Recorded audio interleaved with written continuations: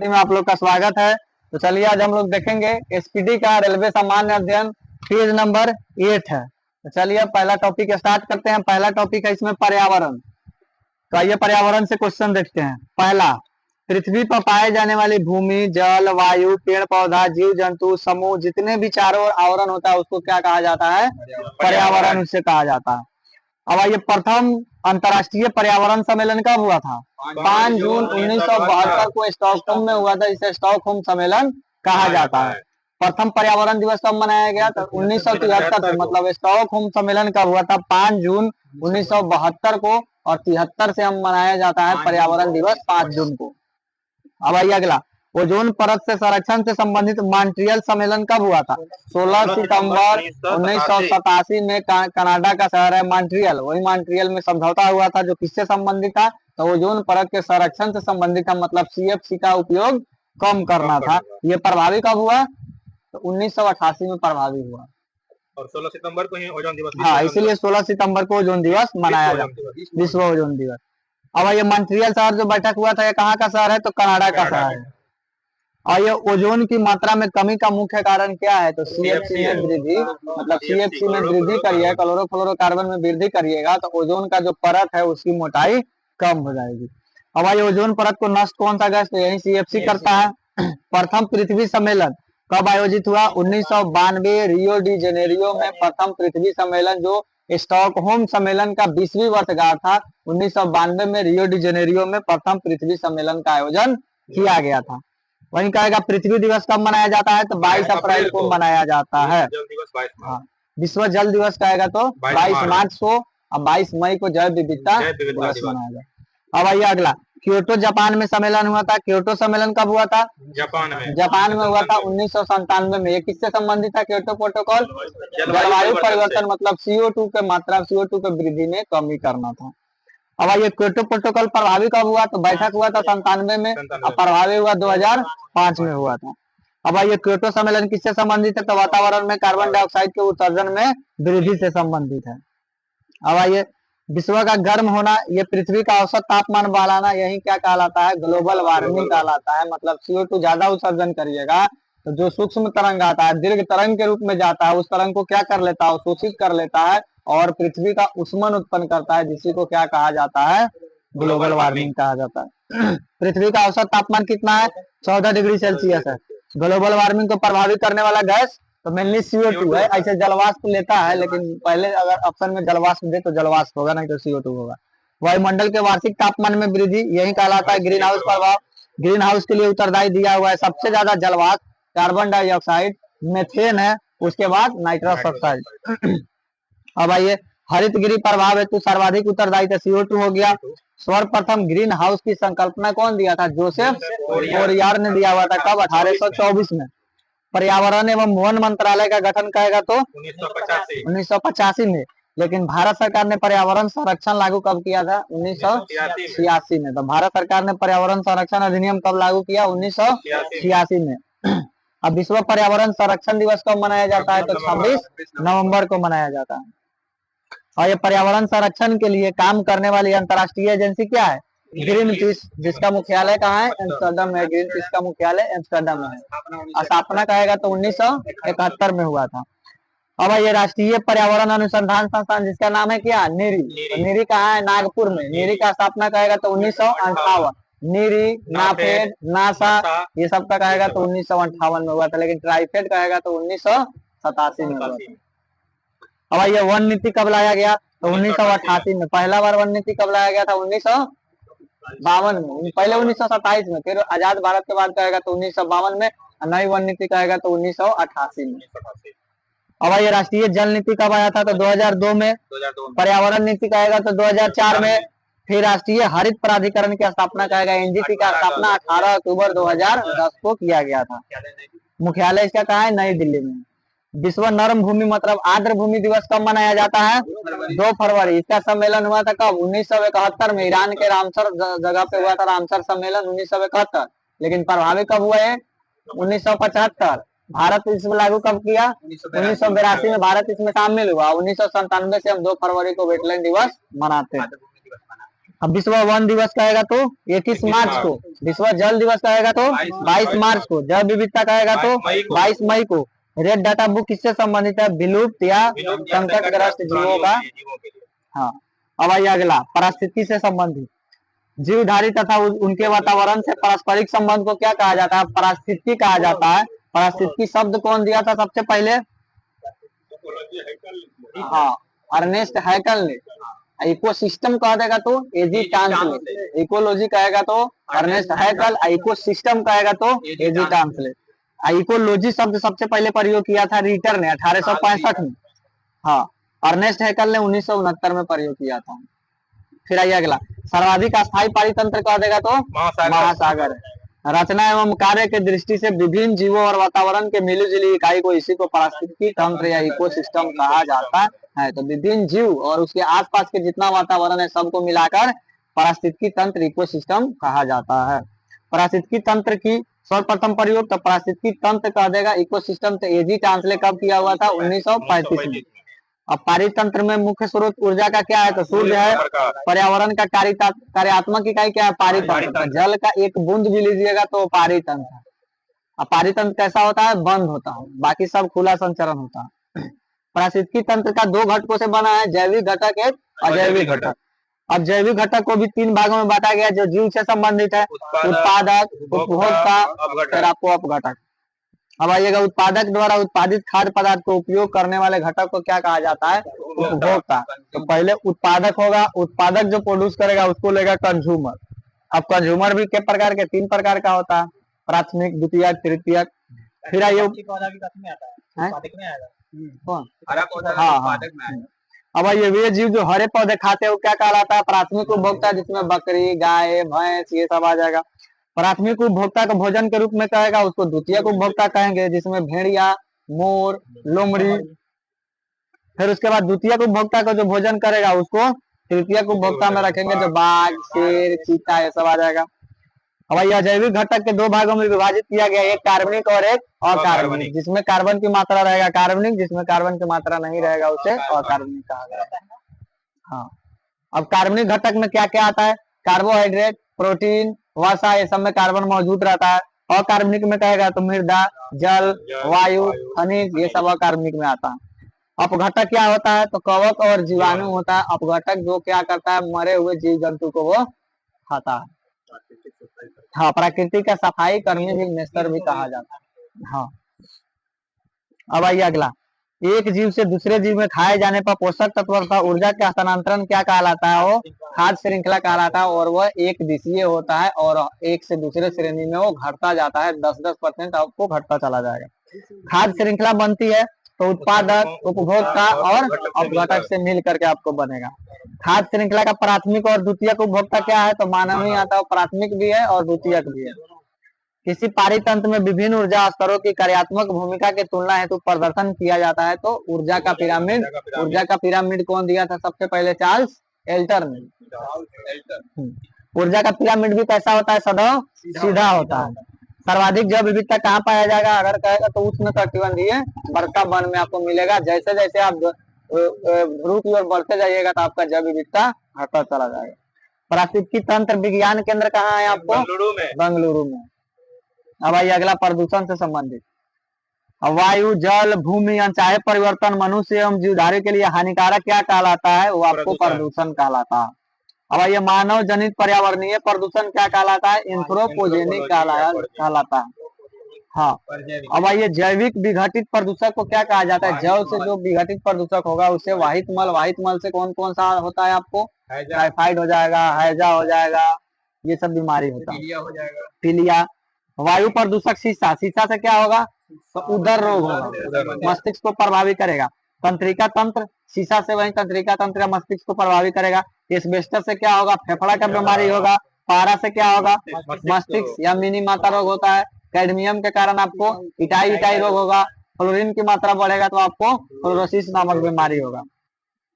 अब ये वायु प्रदूषक कार्बन मोनोऑक्साइड क्या करता है? तो रक्त का सर्कुलेशन को रोक देता है, रक्त धारा को रोक देगा।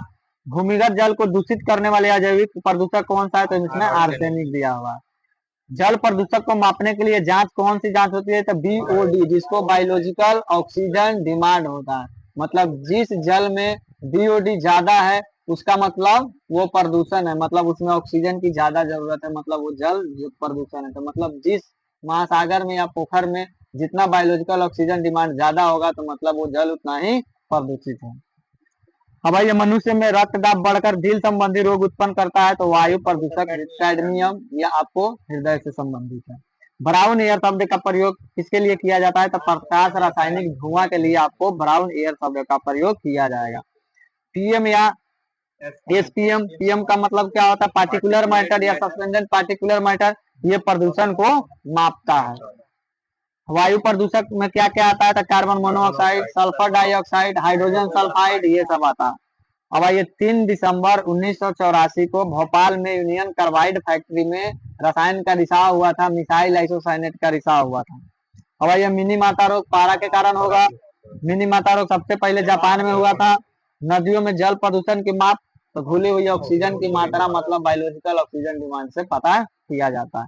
सिगरेट के धुआं में कौन सा पड़ता? कार्बन मोनोऑक्साइड होता है, निकोटीन जो जलता है तो निकलता है और बेंजीन भी निकलता है। अब ये केंद्रीय प्रदूषण नियंत्रण बोर्ड दिल्ली में है, इसका स्थापना कब हुआ था? केंद्रीय प्रदूषण नियंत्रण 1974 में हुआ था। अब आइए जल संरक्षण एवं प्रदूषण संरक्षण अधिनियम कहेगा तो दोनों कब आया था? 1974। वाहनों से निकलने वाले धुआं में क्या पाया जाएगा? कार्बन मोनोऑक्साइड जो शीशा युक्त रहता है, शीशा युक्त कहिए कार्बन मोनोऑक्साइड।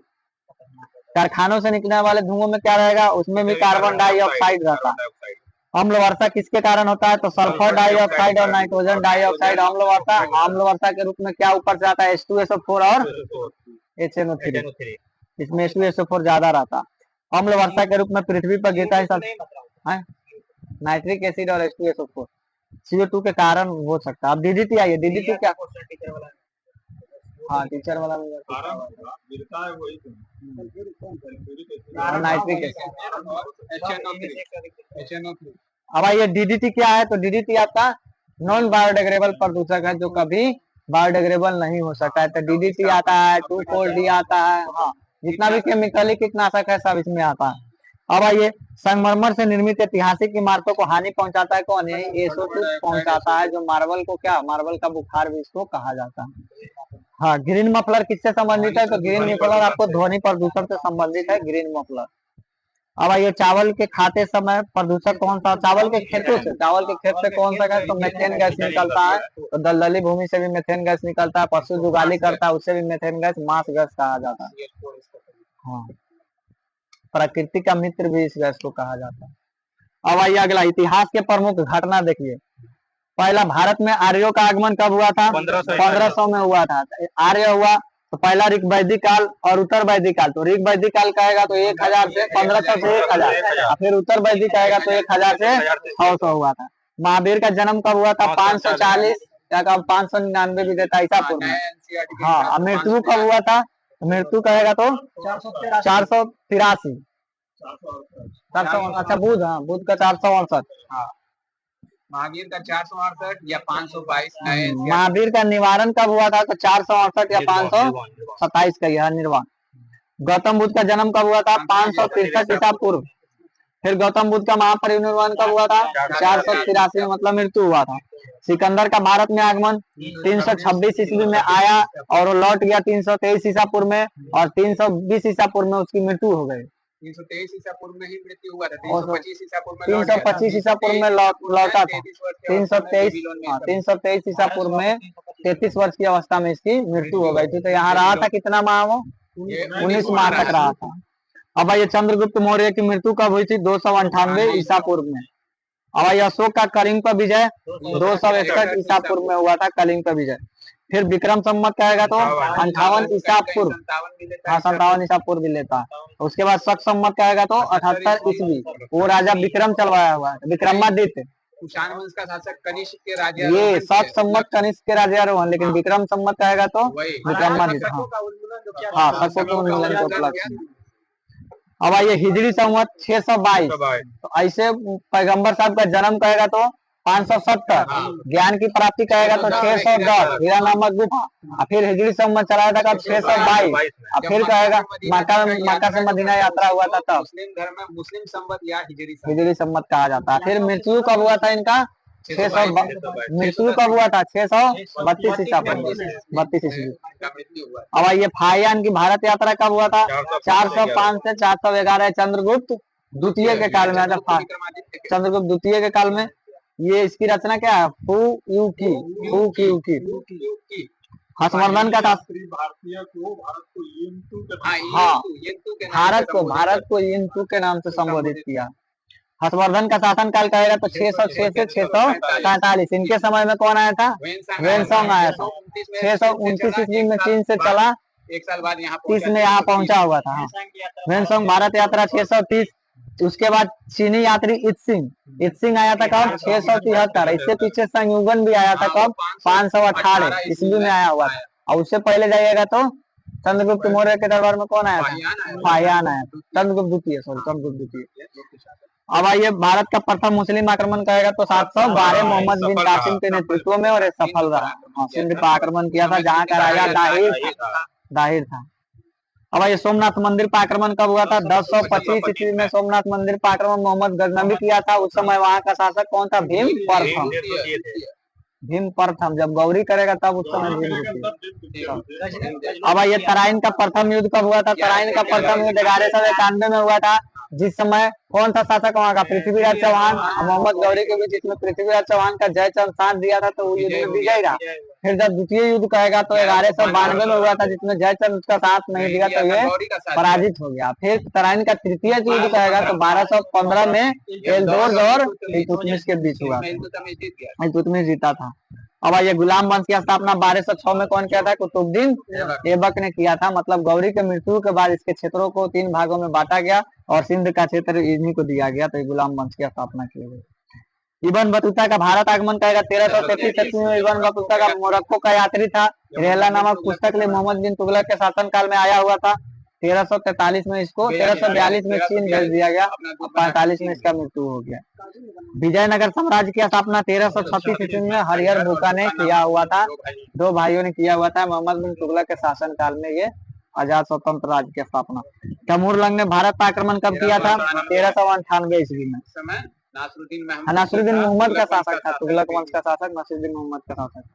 गुरु नानक का जन्म कहेगा 1469 ईस्वी में कहा हुआ था, तलवंडी में। मृत्यु कहेगा तो 1539 ईस्वी में कहा, करतारपुर में। अब ये वास्को डी गामा का भारत आगमन पहली बार 1498 में कालीकट पहुंचा। वहां का राजा जेमुरिन था, उसका स्वागत किया। फिर दोबारा कहेगा तो 1502 ईस्वी में दोबारा आया। और फिर कहेगा तो 1524 में लास्ट में आया, जहाँ उनकी मृत्यु हो गई। हाँ, समाधि वही कालीकट कोचीन में। आगरा शहर का स्थापना कहेगा तो 1504 ईस्वी में सिकंदर लोदी ने किया था आगरा शहर का स्थापना। और 1506 में आगरा को अपना राजधानी बनाया। 1504 है। चौसा का युद्ध कब हुआ था, चौसा का युद्ध 1539 में हुमायूं और शेरशाह के बीच। हुमायूं और शेरशाह का बीच युद्ध कहेगा तो पहले दोहरिया का युद्ध हुआ था 1532 में। उसके बाद कहेगा तो ये चौसा का युद्ध हुआ था कब 1539 में। उसके बाद बिलग्राम का युद्ध, कन्नौज या बिलग्राम 1540 में हुआ था। चौथा यही बरकरम आसा नदी के किनारे सरहिंद मछुआरा। जब हुमायूं दोबारा आता है तो ये 2 युद्ध लड़के फिर वह मुगल का स्थापना करता है। फिर आइए अगला, पानीपत का प्रथम युद्ध कहेगा तो 1526 में इब्राहिम लोदी और बाबर के बीच में, जिसमें बाबर विजयी रहा। फिर पानीपत का द्वितीय युद्ध कहेगा तो 1556 में, जिसमें अकबर और हेमू के बीच हुआ, जिसमें अकबर विजयी रहा। अकबर का सेना नेतृत्व बैरम खां कर रहा था। फिर तृतीय कहेगा तो 1761 में, जिसमें मराठा और अहमद शाह अब्दाली के बीच हुआ, जिसमें मराठा की हार हुई थी। अब आइए अगला, अकबर का जन्म कब हुआ था 1542 ईस्वी में। कहाँ जन्म हुआ था, अमरकोट में। फिर कहेगा अकबर का राज्यारोहण कब हुआ 1556 में हुआ था, कालानौर पंजाब में। हल्दी घाटी का युद्ध कहेगा तो 1576 ईस्वी में हुआ था। हल्दी घाटी का युद्ध महाराणा प्रताप और अकबर के बीच हुआ। अकबर की सेना का नेतृत्व मान सिंह, आसफ खां। महाराणा प्रताप का नेतृत्व हकीम खासूरी। अब ये दीन इलाही धर्म की स्थापना कब हुआ था 1582 में, और इलाही संवत चला था 1583 में, अकबर द्वारा चलाया गया था। ईस्ट इंडिया कंपनी का स्थापना 31 दिसंबर 1600 ईस्वी को महारानी विक्टोरिया के आदेश पर सॉरी महारानी एलिजाबेथ प्रथम के आदेश पे किया गया था। अब ये लंदन वहाँ लंदन में हुआ था। 217 को व्यापारिक साझेदार मिलकर किया हुआ था। अब आई अकबर द्वारा मनसबदारी प्रथा कब प्रारंभ किया गया था? 1574 में मनसबदारी प्रथा प्रारंभ किया गया था। प्लासी का युद्ध कब लड़ा गया? 23 जून 1757 को लड़ा गया था। भागीरथी नदी के किनारे सिराजुद्दौला और रॉबर्ट क्लाइव के बीच लड़ा गया था। फिर कहेगा बेदरा का युद्ध 1759 में डचों को बुरी तरह से पराजित किया था अंग्रेज।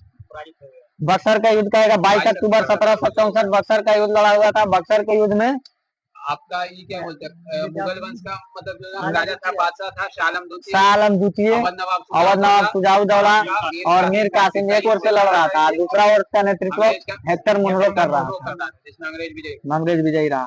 अब आइए प्रथम आंग्ल मैसूर युद्ध कहेगा तो 1767 से 69 जिस समय गवर्नर बेरेलस्ट था, अब वो मंगलोर की मद्रास की संधि के तहत खत्म हुआ। दूसरा कहेगा तो दूसरा 80 से 84 हुआ, वारेन हेस्टिंग्स गवर्नर जनरल था और वो मंगलोर की संधि के तहत खत्म हुआ। तीसरा कहेगा तो 1790 से 92 जिस समय गवर्नर कार्नवालिस था और श्रीरंगपट्टनम के संधि के तहत खत्म हुआ। और चतुर्थ कहेगा तो 1799 जो श्रीरंगपट्टनम की मतलब वीर गति को प्राप्त हुआ उसकी रक्षा करते। मृत्यु हो गई 4 मई। हाँ तो वो दूसरा में हाँ 82 पोर्टोनोवा का युद्ध हुआ था। 1781 में द्वितीय आंग्ल मैसूर युद्ध के समय पोर्टोनोवा का युद्ध लड़ा गया था जिसमें हैदर अली का मृत्यु हुआ था। उस समय अंग्रेज का सैन्य नेतृत्व कर रहा था कौन? वही सर। अब आइए अगला सन्यासी विद्रोह पढ़िए। विद्रोह सन्यासी विद्रोह कब हुआ था? 1770 में हुआ था। संथाल विद्रोह कहेगा तो 55 से 56 सिद्धू कानू चांद वैरो यही तो संथाल विद्रोह। अहोम विद्रोह कहेगा तो असम में 1828 से 33 गोमधर हुआ। अब कहेगा पाइका विद्रोह, तो पाइका विद्रोह कब हुआ था? 1817 से 25 जगबंधु। फिर कहेगा भील विद्रोह 1818 से 31 सेवाराम। फिर कहेगा हो विद्रोह कब हुआ था? 1820 से 31 झारखंड में। कोल विद्रोह 1831 से 32 कोल विद्रोह भी झारखंड में बुद्धो भगत के नेतृत्व में। रामोसी विद्रोह कहेगा तो 1822 से 29 में ये किसान विद्रोह था। बहावी आंदोलन कहेगा तो 1826 से 71 बहावी आंदोलन का मुख्य केंद्र पटना ही था। खासी विद्रोह कहेगा तो 1833 में खासी विद्रोह तिरस्ती में असम में हुआ था। नील विद्रोह कहेगा तो 1859 से 7 बंगाल के नादिया जिला में विद्रोह। नील आंदोलन कहेगा तो बिहार बंगाल दोनों हुआ था। अब ये फराजी आंदोलन 1838 से 60 में हुआ था। मुंडा विद्रोह 1899 से 1900 बिरसा मुंडा के नेतृत्व में किया गया था झारखंड में। मोपला विद्रोह कहेगा तो केरल में हुआ था 1920 से 22 अली मुसरियाल नेतृत्व कर रहा था। कुका आंदोलन कहेगा तो 1840 में स्टार्ट किया था जिस समय भगत जवाहरमल था। फिर 1872 में इसकी मृत्यु हो गई तो इसका नेतृत्व इसका शिष्य राम सिंह कुका ने किया। फिर ये कांग्रेस का स्थापना करेगा तो 28 दिसंबर 1885 को मुंबई में हुआ। मुंबई के ग्वालियर गोकुलदास सर तेजपाल संस्कृत विश्वविद्यालय में हुआ था। फिर आइए तेभागा आंदोलन 1946 में तेभागा आंदोलन। बंगाल में अस्थायी बंदोबस्त कहेगा तो लॉर्ड कर्नवालिस 1793 में अस्थायी बंदोबस्त लाया था। फिर आपको बंगाल का प्रथम विभाजन कहेगा तो 1905 में बंगाल का विभाजन हुआ। रद्द कब किया गया? 1911 में अरुंडेल कमेटी की सिफारिश पे। हाँ दिल्ली दरबार हुआ था 1900 दिल्ली दरबार। मार्ले मिंटो सुधार 1909 में आया। चंपारण सत्याग्रह 1917 खेड़ा सत्याग्रह 1918 खिलाफत आंदोलन 1919 प्रथम विश्व युद्ध कहेगा 1914 से 18 द्वितीय विश्व युद्ध कहेगा 1939 से 45 लखनऊ समझौता कहेगा होम रूल लीग का स्थापना 1916 फिर जलियांवाला बाग हत्याकांड 13 अप्रैल 1919 को हुआ था जलियांवाला बाग हत्याकांड। रोलेक एक्ट पारित कब हुआ था? 18 मार्च 1919 को हुआ था। असहयोग आंदोलन 1 अगस्त 1920 को स्टार्ट हुआ। चौरा चौरी कांड कब हुआ था? 5 फरवरी 1922 और 12 फरवरी को वापस ले लिया गया था। बाइकोन सत्याग्रह कहेगा तो 1924 से 25 से। बाइकोन सत्याग्रह कहाँ हुआ था? केरल में।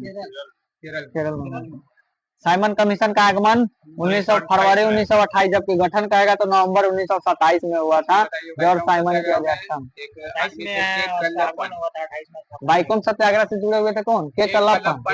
हाल ही में बताइए कि झारखंड एसएससी का जो एग्जाम में क्वेश्चन आया था कि आपका क्या बोलते हैं केरल के तट पर मालाबार तट पर नमक सत्याग्रह का नमक सत्याग्रह का नेतृत्व मालाबार तट पर के केलप्पन, झारखंड एसएससी में पूछा हुआ था। केरल का गांधी लगता है। हाँ, के केलप्पन को केरल का गांधी कहते हैं, केरल का गांधी। दांडी मार्च नमक सत्याग्रह कब स्टार्ट किया गया?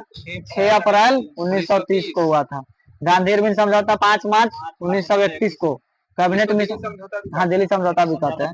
कैबिनेट मिशन का आगमन कब हुआ था? 1946, 24 मार्च 1946। 3 को सदस्य था कैबिनेट मिशन में। कैबिनेट मिशन का अध्यक्ष कहेगा था लॉर्ड पैट्रिक लॉरेंस, इसका अध्यक्ष था। एबी अलेक्जेंडर और स्टोफेड क्रिप्स 2 अन्य सदस्य था। महात्मा गांधी की हत्या कहेगा कब किया गया? 1948, 30 जनवरी 1948 में। हाँ, बिरला भवन में नाथूराम गोडसे ने मारा था गोली। चीन का प्रथम आक्रमण कहेगा तो 1962 में हुआ था। प्रथम भारत पाक युद्ध कहेगा तो 1965, द्वितीय कहेगा तो 1971। तीसरा कारगिल युद्ध हुआ था 1999 में। अब ये ताशकंद समझौता 1966 में ताशकंद में हुआ था, जिस समय लाल बहादुर शास्त्री का मृत्यु भी हुआ। हाँ, पाकिस्तान का प्रधानमंत्री उस समय अयूब खान था।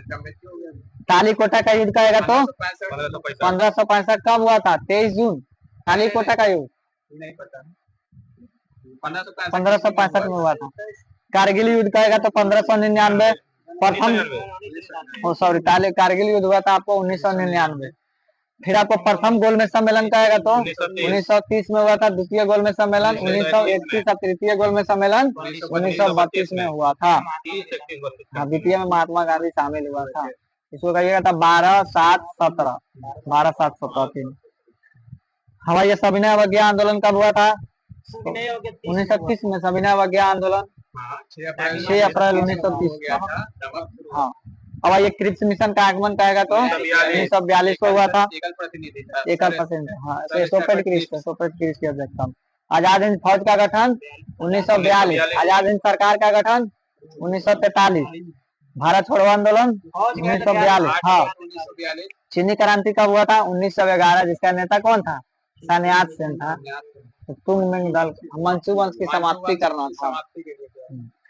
फ्रांसीसी क्रांति कहेगा तो 1789। कब? 14 जुलाई 1789। बास्टिल डे परेड, फाटक टूटा हुआ था। रूसी क्रांति कहेगा तो 1917 में रूसी क्रांति, बोल्शेविक क्रांति के नाम से। अब आइए थोड़ा गवर्नर जनरल देखते हैं। बंगाल का प्रथम गवर्नर कहेगा तो बंगाल का पहला गवर्नर रॉबर्ट क्लाइव 1857 से 60 में रहा। फिर दोबारा आया 65 से 67 में। फिर उसके बाद बंगाल का अंतिम गवर्नर कहेगा तो वारेन हेस्टिंग्स। बंगाल का प्रथम गवर्नर जनरल वारेन हेस्टिंग्स। हाँ भाई, ये पिंडारियों का दमन कौन किया था? लॉर्ड हेस्टिंग्स 1815 में। फिर आपको बंगाल में द्वैत शासन रॉबर्ट क्लाइव भी लाया हुआ था। कब? 12 अगस्त और 16 अगस्त को समझौता हुआ 1765 में, किसी को द्वैत शासन। हाँ, 65 से 72 जब रॉबर्ट क्लाइव वारेन हेस्टिंग्स आया, इसको समाप्त कर दिया। बंगाल में स्थायी बंदोबस्त लॉर्ड कॉर्नवालिस 1793। भारत में सिविल सेवा का जनक लॉर्ड कॉर्नवालिस। भारत का अंतिम गवर्नर जनरल कहेगा तो लॉर्ड कैनी। भारत का प्रथम वायसराय कहेगा तो लॉर्ड कैनी। फिर अगर भारत का कहेगा अंतिम गवर्नर कौन था? बंगाल का अंतिम गवर्नर जनरल तो लॉर्ड विलियम बेंटिंग। भारत का प्रथम गवर्नर जनरल कौन था? तो लॉर्ड विलियम बेंटिंग था। भारत का प्रथम और अंतिम। अब ये स्वतंत्र भारत का प्रथम गवर्नर जनरल कहेगा तो लॉर्ड माउंटबेटन था। अब प्रथम भारतीय कह देगा तो राजगोपालाचारी। बंगाल का विभाजन लॉर्ड कर्जन ने किया था। रेलवे बोर्ड का गठन लॉर्ड कर्जन ने किया हुआ था 1905 में। 1904 में विश्वविद्यालय आयोग आया था। रेलवे की अध्यक्षता में विश्वविद्यालय आयोग, रेलवे आयोग रॉबर्टसन के सलाह पर किया हुआ था। फिर फ्रेजर आयोग, फ्रेजर के आदेश पे सिंचाई आयोग। फ्रेजर क्या है? पुलिस पर था। मनक्रिप्ट के सिंचाई आयोग। अब ये बंगाल विभाजन रद्द कौन किया? लॉर्ड हार्डिंग द्वितीय के समय में। तृतीय दिल्ली दरबार हुआ था 1911, दिसंबर 1911 में घोषणा किया और उंडेल कमेटी के सिफारिश पे। हवाई ये भारत में रेलवे की स्थापना करेगा तो लॉर्ड डलहौजी। डलहौजी ने। डाक विभाग कर दे, तार विभाग कर दे, ये सब डलहौजी ने किया हुआ। डलहौजी। पहली बार पाकिस्तान की मांग पाकिस्तान के नील लिथुओ, जब 1940 में नील लिथुओ आया हुआ था लाहौर। उस समय 1940 में मुस्लिम लीग का लाहौर अधिवेशन हुआ, जिसकी अध्यक्षता जिन्ना ने किया हुआ था। उसी समय पहली बार पाकिस्तान का मांग हुआ था। लेकिन पाकिस्तान शब्द को गढ़ा था कौन? चौधरी रहमत अली, जो कैम्ब्रिज विश्वविद्यालय का छात्र था 33 में। अब ये जलियांवाला बाग हत्याकांड कहेगा तो लॉर्ड चेम्सफोर्ड के काल में 1919 में हुआ था। सती प्रथा का अंत लॉर्ड विलियम बेंटिंग 1829 में राजा राम मोहन राय की सहायता से धारा 17 के तहत। फिर ठगी प्रथा कहेगा तो कर्नल क्लीमेन की सहायता से 1830 में। अब आइए प्रथम फैक्ट्री अधिनियम कहेगा तो लॉर्ड रिपन के काल में 1881 में आया हुआ था। और द्वितीय कहेगा तो नहीं गलत है। रिपन था 76 से 80 लॉर्ड और डफरिन का 84 से 88। पहला रिपने के काल में आया था फैक्ट्री अधिनियम 1881। और दूसरा कहेगा तब 1891 में आया हुआ था दूसरा अधिनियम। तो पहला किसके लिए था? मजदूर के लिए था। दूसरा कहेगा तो महिला के लिए था। महिलाओं का 7 घंटा से ज्यादा काम नहीं होगा, प्लस छुट्टी भी दिया जाएगा। अलीगढ़ मुस्लिम विश्वविद्यालय की स्थापना कहेगा तो 1920 में लॉर्ड चेम्सफोर्ड के समय में हुआ था। इसमें बताइए कि 1875 में Anglo oriental Anglo oriental Mohammedan school, जिसका स्थापना 1875 सर सैयद अहमद का 1875 में किया। उसी को परिवर्तित करके अलीगढ़ मुस्लिम विश्वविद्यालय 1920 में किया गया। और संविधान सभा का प्रथम बैठक कहेगा तो लॉर्ड बेवेल के द्वारा कराया गया था संविधान सभा की प्रथम बैठक। अब ये बम्बई, कलकत्ता, मद्रास हाईकोर्ट की स्थापना कहेगा तो 1862। अधिनियम था 1861 के तहत हाईकोर्ट अधिनियम आया था। इसी के तहत 1862 में मुंबई, मद्रास, कलकत्ता में एक एक हाईकोर्ट का स्थापना किया गया था। अब आइए होम रूल लीग का स्थापना चंपारण सत्याग्रह 1917 में लॉर्ड चेम्सफोर्ड के समय में हुआ था। सहायक संधि की शुरुआत फोर्ट विलियम कॉलेज की स्थापना 1800 में लॉर्ड वेलेस्ली के समय हुआ था। सहायक संधि करने वाला पहला राज्य हैदराबाद 98, मैसूर और तंजौर 99, अवध 1801-2, अवध 1802, सिंधिया 1804, बनार भोसले 1803। सहायक संधि पर कौन हस्ताक्षर है? इंदौर के होलकर ने किया था। अब ये भारत में सहायक संधि का प्रयोग सबसे पहले कहेगा तो पुर्तगाली गवर्नर कौन था? डुप्ले था, वो किया हुआ था। अब ये महारानी विक्टोरिया को कैसर हिंद की उपाधि कब दिया गया था? प्रथम दिल्ली दरबार लॉर्ड लिटन के काल में 1877 में हुआ था, जिसमें महारानी विक्टोरिया को केसर हिंद का उपाधि दिया गया था। अंग्रेजी शिक्षा का माध्यम कब बनाया गया? 1835। मतलब लॉर्ड मैकाले की अध्यक्षता में मैकाले समिति का गठन 1833 में हुआ। वही रिपोर्ट 1835 में दिया। वही बोला कि शिक्षा का माध्यम अंग्रेजी बनाया जाए, पश्चिमी शिक्षा का समर्थन किया। अब ये बंगाल का शेर लॉर्ड वेलेस्ली को कहा जाता है। साइमन कमीशन भारत कब आया था? लॉर्ड इरविन के समय में आया था। साइमन कमीशन कब आया था? 1800 दिसंबर 1927 गठन हुआ था, लेकिन फरवरी 8 नवंबर 1927 को गठन हुआ। फरवरी 1928 में भारत आया। 1928 को भारत हाँ, सबसे पहले मुंबई पहुंचा। क्रिप्स मिशन का आगमन लॉर्ड लिथुओ के काल में 1942 में आया था। Cripps mission cabinet mission Bharat पहुंचा था लॉर्ड बेवेल के काल में 1946 में। मुस्लिम लीग का स्थापना 1906 में लॉर्ड मिंटो 1906 में उस समय कार्यकाल था लॉर्ड मिंटो द्वितीय विश्व युद्ध का आएगा तो लॉर्ड लिंटो के काल में 39 से 45। भारत छोड़ो आंदोलन लॉर्ड लिंटो के काल में 1942। स्थानीय स्वशासन का प्रारंभ करेगा तो लॉर्ड रिपन के काल में। फिर आइए सविनय अवज्ञा आंदोलन लॉर्ड इरविन के काल में हुआ था 1930 में। असहयोग आंदोलन की शुरुआत लॉर्ड चेम्सफोर्ड के काल में 1 अगस्त 1920 को। अब ये कांग्रेस का जन्म लॉर्ड डफरिन के समय हुआ था 28 दिसंबर 1850। हाँ, कार्यकाल इसका 1884 से 88। प्रेस का मुक्तिदाता चार्ल्स मैकॉक को कहा जाता है। नरबली प्रथा का लॉर्ड हार्डिंग के समय। और कौन था नरबली प्रथा वाला जनजाति? खोंड जनजाति नरबली प्रथा करता था। हाँ, अब ये भारत के जनगणना की शुरुआत लॉर्ड मेयो के काल में 1872 में हुआ था, लेकिन नियमित कहे तो 1881 में लॉर्ड रिपन के काल में। प्रथम गोलमेज सम्मेलन ये 19 लॉर्ड इरविन के काल में हुआ था 1930 में, लेकिन द्वितीय गोलमेज सम्मेलन कहेगा तृतीय गोलमेज सम्मेलन, तो लॉर्ड इरविन के बाद कौन आया? Lord Wellington. हाँ, द्वितीय तृतीय लॉर्ड वेलिंगटन के काल में हुआ था। और फिर 1932 तो चलिए 2 पेज इसका खत्म हुआ, अब यहीं पे वीडियो स्टॉप करते हैं। नेक्स्ट टॉपिक अब कल होगा।